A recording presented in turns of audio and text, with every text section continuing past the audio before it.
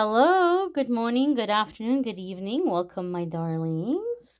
Whatever time it is, wherever you are. This is a message that I'm labeling as April 19th because I'm posting it in time for the 19th where I am. Depending on where you are, the 19th may have come and gone.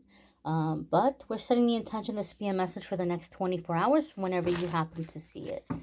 Happy birthday to all the April 19th babies out there. And happy birthday to you if it happens to be your birthday on whatever random day you may stumble upon this video. Now, this energy that's coming up in today's reading might be around for quite some time because we're entering eclipse season. We've got a new moon on the 19th, and we've got a solar eclipse in Aries on the 19th. And so eclipses are energies that are going to be around for like 6 months. New moon can be energy that's around for 2 weeks to 30 days, but now with the eclipse and the solar eclipse, it extends things.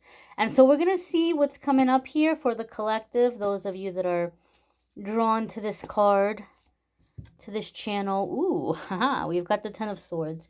This is a really scary looking card. This is a card that freaks a lot of people out. And, how could it not freak you out? Look at that. That's not exactly the happiest imagery.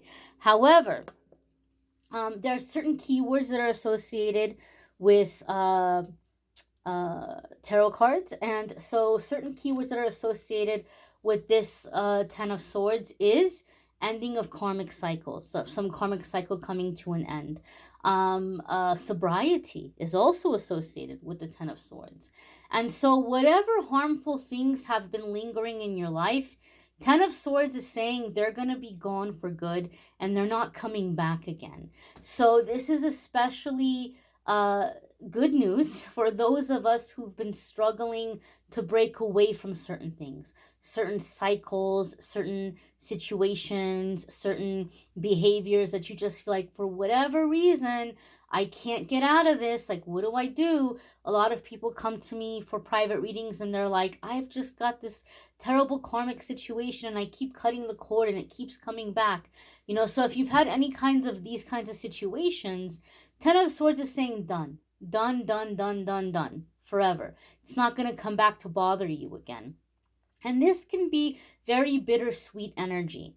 For some of you, you're preparing to leave behind a very significant period of your life, a very significant cycle of your life. And it can be very bittersweet.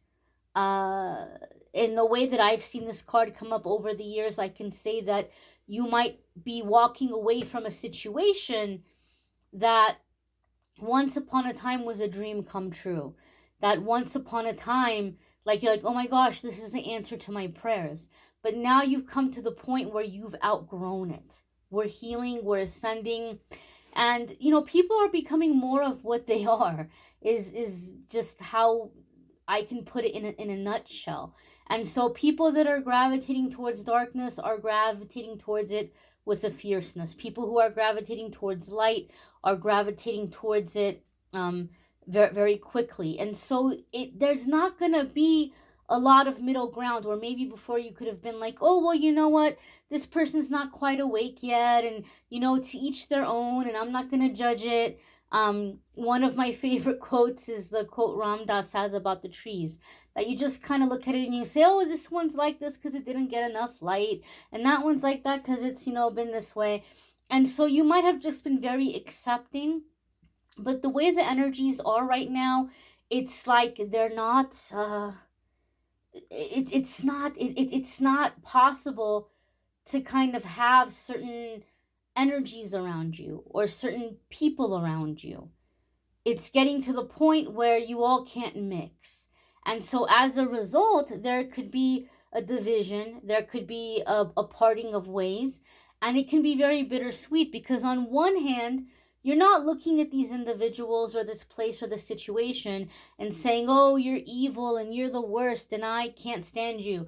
Like you might say, okay, I understand that this is this person's path. This is just how they are. But there could be a separation that might be very bittersweet where, at one time you thought, well, I can do this. I can change. I can heal. I can have my growth.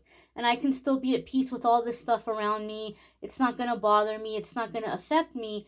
And now it's getting to the point where there's a big change. And intuitively, what I'm getting around it is that there's going to be a change in environment where, like, you're not even going to be around these people or these situations.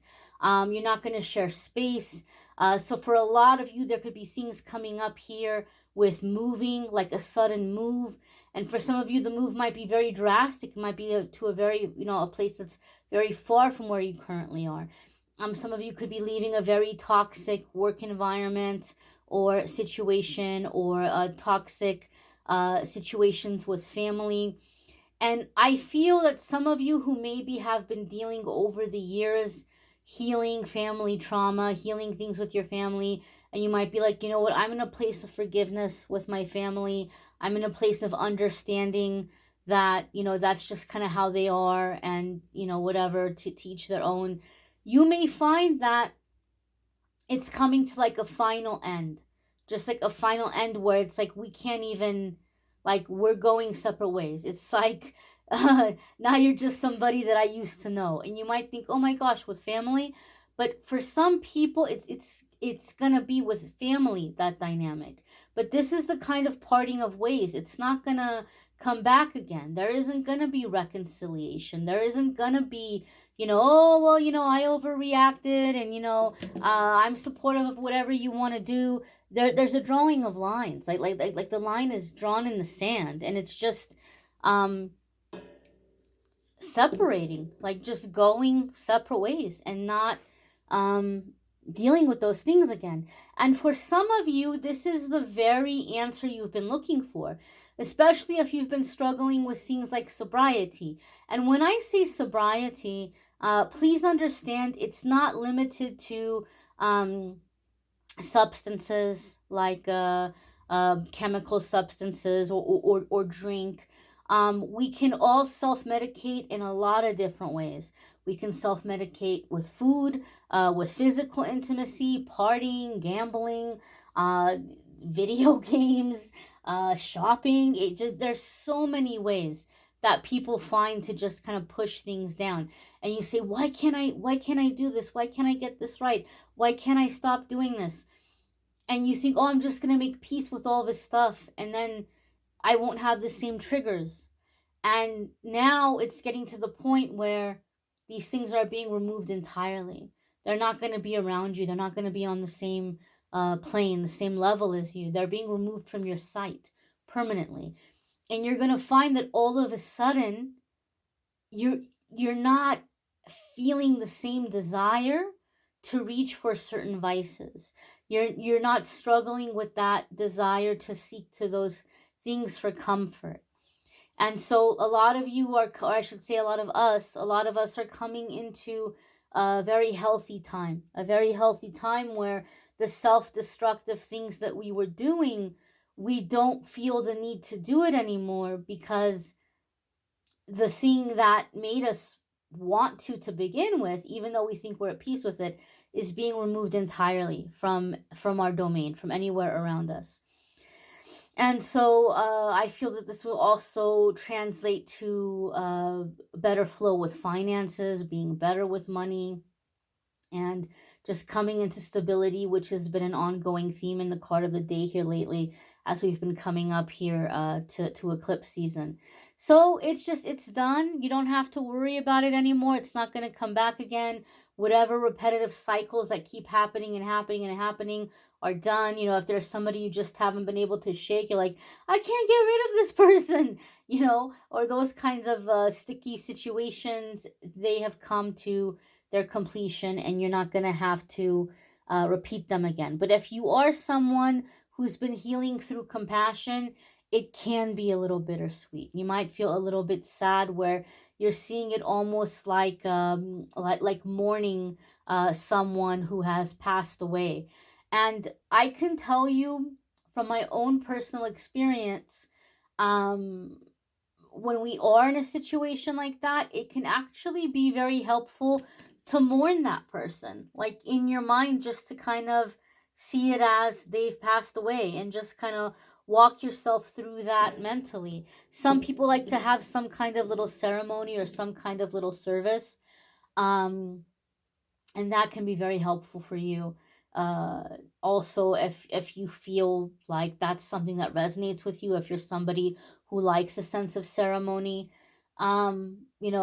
I think letter writing is great. I think sometimes just sitting down and you can like look at a picture of somebody and say what you need to say, and just light a candle and say a prayer and get it off your chest.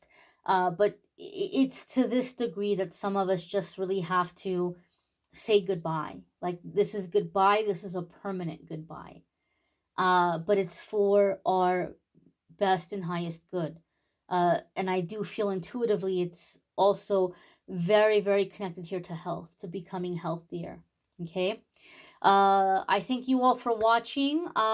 Links in the description if you want to check out other videos. Private reading calendar is closed for the time being. I'll let you all know when it's opened up again. Still getting caught up on private readings. And I thank you all for watching, liking, sharing, commenting, subscribing. I hope you all have a fabulous day ahead. Hope you'll come back tomorrow and check out tomorrow's message. Take care and be well, my darlings.